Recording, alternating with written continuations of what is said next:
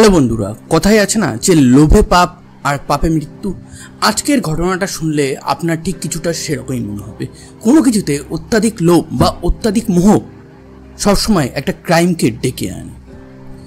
গুজরাটের সুরাট বলে একটা শহর, প্রচুর কাপড়ের শিল্প এখানে আছে। তো এইখানকার এক বড় কাপড়ের ব্যবসায়ী, যে ফ্যামিলিটার নামই হচ্ছে জারিওয়ালা ফ্যামিলি। এই জারিওয়ালা ফ্যামিলির এক লাডলা বেটা আছে, সেই বেটার নাম হচ্ছে যে দিশিত জারিওয়ালা। এই দিশিত জারিওয়ালা মোটামুটি কম বয়সেই প্রচণ্ড এস্টাবলিশড হয়ে গেছে। তার ফ্যামিলির যে কাপড়ের বিজনেস আছে সেটাকে ব্যাপকভাবে এগিয়ে নিয়ে গেছে এবং তার একটা বিয়েও হয়ে গেছে, তার একটা ফুটফুটে মেয়েও আছে, সমস্ত কিছু হ্যাপি চলছে। এরকমই একদিন 27শে জুন 2016 আসে। এই তারিখটায় এই দিশিতের জীবন পুরোপুরি চেঞ্জ করে দেবে, তার ফ্যামিলির জীবন, তার ওয়াইফের জীবন, সমস্ত কিছু চেঞ্জ করে দেবে। এই 27শে জুন দিশিত এবং তার ওয়াইফ আর তার বাচ্চা তারই এক রিলেটিভের বাড়িতে ডিনারে যায়। তার বাড়িতে যতজন মেম্বার ছিল, অ্যাকচুয়ালি তার বাড়িটা জয়েন্ট ফ্যামিলি ছিল, তো এই কারণে যতজন মেম্বার ছিল সবাই মিলে মরিশাসে হলিডে কাটাতে গেছিল। দিশিত আর তার ওয়াইফ তাদের প্ল্যান ছিল যে আমরা সেখানে পরে গিয়ে জয়েন করব, আর যদি জয়েন নাও করতে পারি তাহলে আমরা আমেরিকাতে ছুটি কাটাতে যাব। দিশিত এই সময় কাজের জন্য একটু বিজি ছিল। তো যাই হোক, সেই 27শে জুন রাত্রেবেলা দিশিত, তার 2 বছরের মেয়ে এবং তার ওয়াইফ ভেলসি, এরা 3 জন মিলে সুরাটের মধ্যেই তার একটা রিলেটিভ থাকে, সেই রিলেটিভ বাড়িতে ডিনার করে। সেখানে তারা ওই 7টা সাড়ে 7টা নাগাদ পৌঁছায় এবং সেখান থেকে তারা ওই 9:45 নাগাদ বেরিয়ে চলে আসে। এবার দিশিত যখন গাড়ি চালিয়ে বাড়ির দিকে আসছে তখন দিশিত তার ওয়াইফকে বারবার বলছে যে দেখো তো বাবু, আমাদের গাড়িটাকে না কেউ একটা পিছু করছে। এবার দিশিতের যে ওয়াইফ আছে সে বারবার বলছে যে না, কোথায় কেউ পিছু করছে, ওই পিছন থেকে কোনো গাড়ি যাচ্ছে। তখন দিশিত বলছে না না, একটা অটো যেন কেমন পিছু করছে না সেই ওইখান থেকে। তখন দিশিতের ওয়াইফ বলে যে আরে এটা তোমার ভুল ধারণা। যাই হোক, ঠিক 9:45 যখন বাজে তখন এই দিশিত তার বাড়ির সামনে পৌঁছায়। ওয়াইফ তার গাড়ির থেকে নামে এবং দিশিত পার্কিংয়ে গাড়িটা রাখছে, রেখে দরজা দিয়ে সে জাস্ট উপরে উঠে এসেছে। যেই না সিঁড়ির ওখানে উঠে আসছে, তার ওয়াইফ তার বাচ্চা মেয়েকে নিয়ে উঠছে, সেই মুহূর্তে দিশিতের হঠাৎ করে মনে পড়ছে যে আরে কপাল, পার্কিংয়ের যে লাইটটা আছে সেই লাইটটাই তো লেভাতে ভুলে গেছে। দাঁড়াও, আমি পার্কিংয়ের লাইটটা যে আটাই ওটাকে লিভিয়ে দিয়ে আসি। তখন তার ওয়াইফ বলছে আরে তুমি প্রত্যেক দিন এই সেম মিস্টেকটা করো। ভেলসি তার বাচ্চাকে কোলে নিয়ে দোতলাতে যাচ্ছে আর সে নিচের দিকে নেমে পার্কিং গ্যারাজে সুইচ অফ করতে যাচ্ছে। এবার 5 মিনিট 10 মিনিট হয়ে গেছে।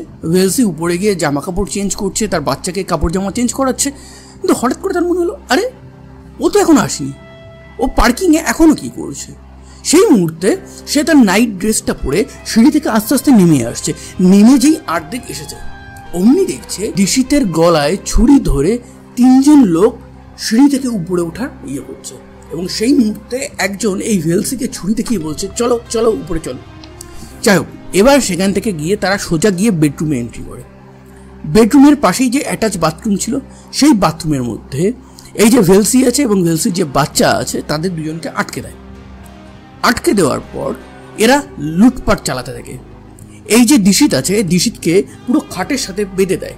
দিশিতও কিছু করতে পারছে না, দিশিত গুঙ্গাচ্ছে, সেটা বাথরুম থেকে ভেলসি শুনতে পাচ্ছে। কিন্তু ভেলসির কাছে যেহেতু বাচ্চাটা আছে সেহেতু ভেলসিও ভাবছে যে বাচ্চাটাকে বাঁচানোর দরকার। এই মুহূর্তে যখন লুটপাট হয়ে যায় তখন তারা বেরিয়ে যায়। বেরিয়ে যাওয়ার পর অনেকক্ষণ হয়ে যাওয়ার পর ভেলসির মনে হয় যে এইবার মনে হয় ওরা চলে গেছে, আমি এবার বেরোই। সে অনেকক্ষণ বাথরুমের যে দরজাটা আছে সেটা অনেকক্ষণ ধরে ভাঙার ট্রাই করে, কিন্তু কোনোভাবেই ভাঙতে পারেনি। তারপর সে বাথরুমের যে জানলা আছে সেই জানলাটাকে কোনোভাবে ভাঙার পর সেখান থেকে প্রতিবেশীদের ডাকে।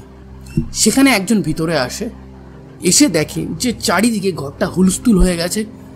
চারিদিকে বেডরুম, ওয়ার্ডরোব সমস্ত কিছু খোলা, জামা কাপড় ছড়ানো ছিটানো, সোনার যে বাক্সগুলো থাকে না সেই বাক্সগুলো ওপেন হয়ে আছে। ঘরের যত দামি জিনিস আছে সব যেন লুটপাট হয়ে গেছে। এই মুহূর্তে যখন দরজাটা খোলে তখন ভেলসির কাছে সব থেকে অবাক করা জিনিস ছিল যে তার স্বামী তার বেডরুমে মরে পড়ে আছে, রক্তে পুরো চারিদিক ছিটিয়ে গেছে। এমতো অবস্থায় ভেলসি সেই বেডরুমে খাটের পাশে বসেই রীতিমতন অঝরে কাঁদছে। সেই সময় অলরেডি প্রতিবেশীরা চলে এসছে, পুলিশ চলে এসছে এবং সুরাটের মধ্যে যেসব রিলেটিভরা থাকতো তারাও চলে এসছে। ভেলসির কান্না দেখে রীতিমতন সবাই কাঁদতে শুরু করছে। ভেলসি বারবার অজ্ঞান হয়ে পড়ে যাচ্ছে, এমন অবস্থা। এই অবস্থায় পুলিশ যখন ইনভেস্টিগেশন করছে তখন ভেলসির দিকে তাকিয়ে তারা ভাবছে যে বেচারা সবে 27 বছর বয়স, একটা 2 বছরের বাচ্চা আছে, এই অবস্থায় এই রকমভাবে তার স্বামী মারা যাচ্ছে, সারা জীবনটা চলবে কী করে। পুলিশের লেডি যে কনস্টেবলগুলো ছিল তারা তাকে কনসোল করতে থাকে যে আরে কিছু হবে না, জীবন ঠিক হয়ে যাবে, আমরা ঠিক তদন্ত করে বার করব। এইবার পুলিশের যে প্রাথমিক তদন্ত হয় সেই তদন্তেই তারা দেখতে পায় যে এই যে দিশিত জারিওয়ালা আছে তাকে খাটের সাথে বাঁধা হয়েছে, তার মুখে তুলো বোঝা হয়েছে এবং তাকে প্রায় 20 থেকে 22 বার ছুরি মারা হয়েছে, বেশ নৃশংসভাবে। কোনো ডাকাতিতে পুলিশ এতবার ছুরি মারতে দেখেনি। সাধারণত ডাকাতির সময় যে ডাকাতরা আসে তারা হারিতে থাকে, তারা খুব ব্যস্ত থাকে যে অল্প সময়ে লুট করে সেখান থেকে বেরিয়ে যাবো আমরা। তাদের এই একবার দুবার ছুরি মারা যেতে পারে, একটা গুলি করতে পারে, কিন্তু 22 বার, তার মানে পার্সোনাল কোনো হেটার্ড আছে। ফরেন্সিকে বা ময়না তদন্তে দিশিতের বডিটাকে পাঠিয়ে দেওয়া হয়। এবার চুপচাপ পুলিশ তদন্ত করতে থাকে। পুলিশের তদন্তে আরেকটা জিনিস হয়, এই যে ঘর আছে এই ঘরে কোনোভাবে কোনো ফোর্স এন্ট্রি নেই, তার মানে ভিতর থেকে কীভাবে এন্ট্রি দিয়েছে। কিন্তু ফ্যামিলিতে তো সেই সময় সেই দিন কেউ ছিল না। আচ্ছা, যেই দিন সবাই মরিশাস ঘুরতে গেছে, যেই দিন ফ্যামিলিতে কেউ থাকবে না, একটা জয়েন্ট ফ্যামিলিতে, ঠিক সেই দিনই এই ডাকাতিটা হলো। তার মানে ডাকাত কি আগে থেকেই জানতো যে বাড়িতে কখন লোকজন থাকবে আর কখন থাকবে না? এবার পুলিশের কাছে সিসিটিভি ফুটেজ আছে। সেই সিসিটিভি ফুটেজে দেখা যায় যে ওই যে আত্মীয়র বাড়ি আছে সেই আত্মীয়র বাড়ির ওখান থেকেই কম বেশি একটা অটো এই দিশিতে যে গাড়ি আছে সেই গাড়িটাকে ফলো করছিল। পুলিশ ভাবে আচ্ছা দিশিত যে ওই আত্মীয়ের বাড়ি যাবে সেটা এই ডাকাতগুলো জানলো কি করে? যাই হোক, ফলো করতে করতে ঠিক 9:45 যখন দিশিত তার বাড়িতে ঢোকে তার ঠিক 10 মিনিট পরেই এই ডাকাতগুলো তার বাড়িতে ঢোকে। যে অটো করে তারা পিছু করছিল সেই অটোটাকে একবার যখন পিছু করে দিশিতের বাড়ির সামনে থেকে ঘুরিয়ে নিয়ে তারা অটোটাকে চলে যেতে বলে। তারপর দিশিতের বাড়ি থেকে একটু দূরে তারা দাঁড়ায়, একটু কথাবার্তা বলে। 5 মিনিট পরেই তারা দিশিতের বাড়িতে এন্ট্রি নেয়। হাতে একটা বাজার করার যে থলি হয় সেই থলি আছে, কিন্তু সিসিটিভিতে ক্লিয়ারলি মুখটা বোঝা যাচ্ছে না এবং ব্ল্যাক অ্যান্ড হোয়াইট সিসিটিভি, রাত্রেবেলা অত লাইট নেই, তো সেই হিসাবে অটোটাকে আইডেন্টিফাই করা এটা পুলিশের সবথেকে বড় কর্তব্য। যে ডাকাতগুলো ছিল এই ডাকাতগুলো মোটামুটি এই দিশিতের বাড়িতে ওই 9:45 কি 50 ঢুকেছিল। এরপর 11:30টার সময় দেখা যায় যে দিশিতের গাড়ি করেই এই ডাকাতগুলো পালাচ্ছে। এই সমস্তগুলো সিসিটিভিতে আছে। এবার পুলিশ ভাবছে যে বেশ একটা দারুণ ডাকাতি হয়েছে। ডাকাতের যে দলটা আছে সেটা যথেষ্ট নতুন ডাকাত, তার কারণ শহরে যতগুলো ডাকাতের দল আছে, যতগুলো কিডন্যাপিং র্যানসাম করে এদের দল আছে, পুলিশ প্রত্যেককে তুলে আচ্ছা করে পিটিয়ে তাদের কাছ থেকে অ্যান্সার বার করার ট্রাই করেছে, কিন্তু পুলিশ কোনোভাবে কোনো অ্যান্সার পায়নি। পুলিশের উপর চাপ বাড়তে থাকছে, তার কারণ এই দিশিত জারিওয়ালা সুরাতের ওয়ান অফ দ্য বড় বিজনেসম্যান ছিল, তার প্রভাব প্রতিপত্তি ভীষণ। সুরাটের যে বিজনেসম্যানরা আছে তারা প্রচণ্ডভাবে পুলিশের উপর চাপ দিচ্ছে, ইভেন মুখ্যমন্ত্রীর অফিস পর্যন্ত এই খবরটা চলে গেছে। Police serious. আর পুলিশ সিরিয়াসভাবে যখন করছে তদন্তটা, তখন করতে করতে একটা জিনিস দেখছে যে আরে যে জিনিসটা আমরা প্রথমে ভেবেছিলাম যে পার্কিংয়ের লাইটটা বন্ধ করতে দিশিত নিচে গেছে, কিন্তু পার্কিংয়ের লাইট অফ করার জন্য ফার্স্ট ফ্লোরেই একটা তো সুইচ আছে, তাহলে দিশিত সেটা থেকে তো অফ করলে পারত, তাহলে নিচে কেন গেল? তারপর আগেই বলেছি যে এই বাড়িতে কোনো রকম কোনো ফোর্স এন্ট্রি নেই, কেউ যেন ভিতর থেকে দরজাটা খুলে দিয়েছে। পুলিশ প্রথম থেকেই এই জিনিসটা সন্দেহ করছিল। এরপর তারা দেখতে পায় যে এই দিশিতকে যখন বিছানার দুদিকে বেঁধে রাখা হয়েছে তখন চারিদিকে বাড়িটা লুট করা হয়েছে, সেটার ক্লিয়ার ছবি বাড়ির মধ্যে আছে। কিন্তু অদ্ভুত ব্যাপার, দিশিতের হাতে একটা প্রচণ্ড দামি ঘড়ি ছিল, একটা ব্রেসলেট ছিল, 3টে আংটি ছিল, গলায় একটা মোটা চেইন ছিল, যেগুলোর ওভারঅল ভ্যালুই প্রায় 10 থেকে 15 লাখ ছিল। তাহলে ডাকাতরা এইগুলো না ছিনিয়ে বাদ বাকি জিনিসগুলোর উপর আগে কেন নজর দিল? আরে ডাকাতের তো প্রথম হচ্ছে কি সহজে যেটা করতে পারবে, সহজে তো এটা করতে পারত।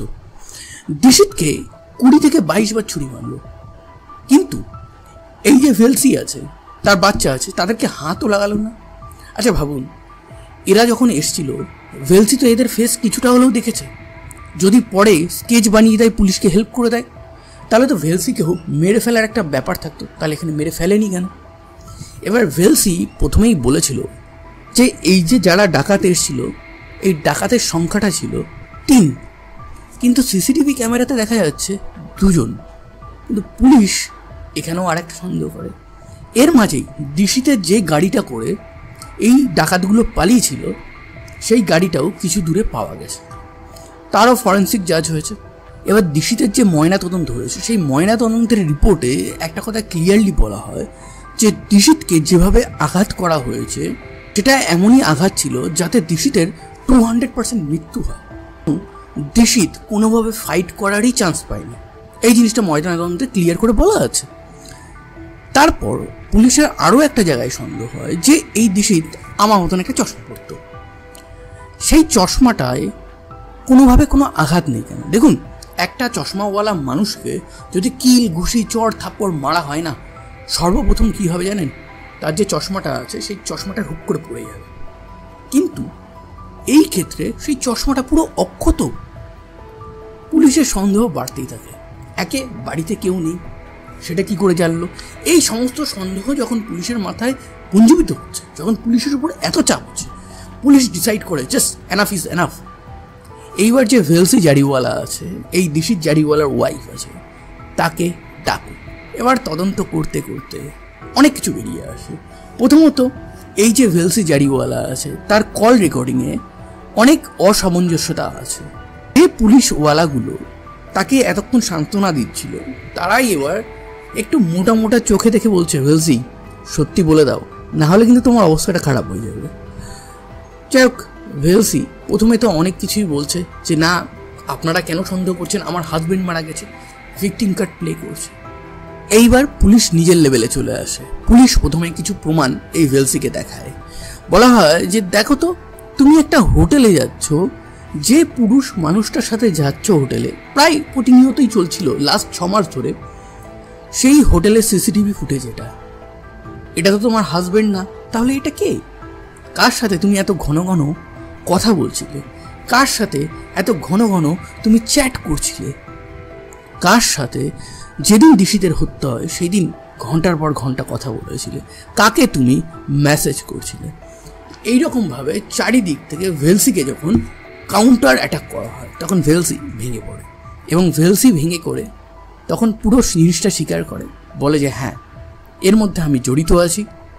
কে কে করেছে সেই নামগুলো বলেছে। আসল ঘটনাটা কি, চলুন সেটা জানা যাক। আসল ঘটনাটা হলো এটা যে এই যে ভেলসি ছিল, এই ভেলসির সাথে সুকেতু বলে একজন ছেলে, যে একজন বাইকার প্লাস বিজনেসম্যান, তার সাথে এই বিয়ের অনেক আগে থেকেই এই ভেলসির প্রেম ছিল। কিন্তু প্রেম থাকলে হবে কি? কিন্তু এই যে ভেলসি ছিল, এই ভেলসির দূর সম্পর্কের এক কাজিন হচ্ছে এই সুকেতু। তো যখন তার ফ্যামিলি জানতে পারে যে মেয়ে একটা দূর সম্পর্কের কাজিনের সাথে এরকমভাবে প্রেম করছে, তখন বাবা ভাবে যে না, একে ঘরে রাখা আর ঠিক হবে না, একে বিয়ে দেওয়া উচিত। পাত্র দেখতে দেখতে তাদের কাছে একটা পাত্রের লিস্ট আসে, এবং বড়লোক পাত্র, যার নাম হচ্ছে দিশিত জারিওয়ালা। 2013 সালে এই ভেলসি এবং দিশিত জারিওয়ালার বিয়ে হয়ে যায়। ভেলসি সমস্ত কিছু ভোলার চেষ্টা করছিল, ভালো করে সংসার করার চেষ্টা করছিল। এর মধ্যেই 2015 সালের মাঝামাঝি তাদের একটা ফুটফুটে কন্যা সন্তান হয়। এই কন্যা সন্তানকে সে খুব ভালো করে মানুষ করছিল। দিশিতের সাথেও সমস্ত কিছু সম্পর্ক ভালো চলছিল। কিন্তু রণে ভঙ্গ দেয় এই সুকেতু। হঠাৎই এই যে 27শে জুন 2016, যেদিন দিশিতের হত্যা হয়, তার ঠিক 6 থেকে 7 মাস আগে এই সুকেতুর সাথে ভেলসির একটা ফ্যামিলি ফাংশনে দেখা হয়ে যায়। এবং ফ্যামিলি ফাংশনে যেই না দেখা হয়, সেই মাত্রই এই ভেলসি আর সুকেতু একে অপরের ইমোশন কোনোভাবে আর আটকাতে রাখতে পারেনি। তারা ফোন নাম্বার এক্সচেঞ্জ করে। ভেলসি তো ফোন নাম্বার চেঞ্জ করে দিয়েছিল বিয়ের পরে, সেই ফোন নাম্বার আবার এক্সচেঞ্জ হয়, তাদের মধ্যে চ্যাটিং হয়, তাদের মধ্যে দেখা হয়, তাদের মধ্যে হোটেলেও যাতায়াত বাড়তে থাকে, সমস্ত কিছুই চলতে থাকে। এরপর এই ভেলসি আর সুকেতু একদিন ডিসাইড করে যে তারা বিয়ে করবে। কিন্তু ভেলসি সেই সময় বলে যে না, আমি কোনোভাবেই এই দিশিতকে ছাড়তে পারবো না। তার কারণ দিশিত তো ভালো মানুষ, তার সাথে সাথে দিশিতের কাছে আছে প্রচুর পয়সা, সেই পয়সাটাকে আমি এনজয় করতে চাই। তখন সুকেতু বলে তাহলে আমাকে ছেড়ে দাও। কিন্তু এই ভেলসি বলে যে না না সুকেতু, আমি তোমাকেও ছাড়তে পারবো না। তার কারণ কি, তোমার যে প্রেম আছে তোমার সাথে যে সময় কাটানোর মজাটা আছে এটাও চাই, এই দুটো জিনিসই চাই। কিন্তু এই পৃথিবী থেকে তাহলে একজনকে সরতে হবে। তাহলে কে সরবে? সরবে হচ্ছে দিশিত চারিওয়ালা। এবং সেই মতনই প্ল্যান ওয়াইজ এই জিনিসটা করা হয়। এই ভেলসেই বলে যে কবে বাড়িতে কেউ থাকবে না, কিভাবে তুমি আসবে। ইভেন প্রথমে যে ঘটনাটা আমি বলেছিলাম যে পার্কিংয়ে লাইট অফ করতে দিশিত গেছিল, অ্যাকচুয়ালি না, দিশিত বাচ্চাকে নিয়ে উপরে চলে গেছিল। ভেলসি নিচে একটু দাঁড়িয়ে কাজকর্ম করবে এরকম একটা নাটক দেখাচ্ছিল। সেই মুহূর্তে সে দরজাটা খোলা রাখে যাতে এই সুকেতু এবং সুকেতুর যে ড্রাইভার আছে যার নাম হচ্ছে বীরেন্দ্র চৌহান, এই দুজন ভালো করে কোনো প্রবলেম ছাড়াই ঢুকতে পারে। এবং যখন এরা রুমের মধ্যে ঢোকে তখন এই দিশিত কিছু বুঝে ওঠার আগেই তার উপর অতর্কিতে এই দুজন ঝাঁপিয়ে পড়ে এবং 22 বার ছুরি মারে।